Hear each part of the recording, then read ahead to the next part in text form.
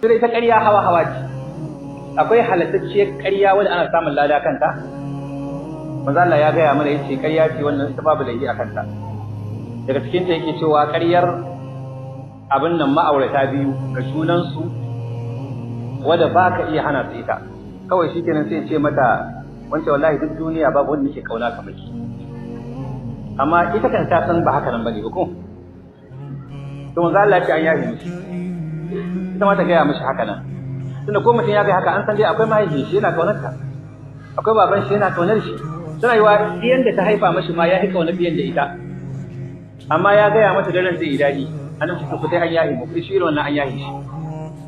To shine halattacciyar ƙarya. Akwai ƙarya dan ayi sulhu. Da wance ba su shiri take ƙarya dan ki sulhunta su. Ita ma wa ƙarya ta halatta. Akwai ƙarya dan tsoratar da abokan adawa ga musulmai. Za a yi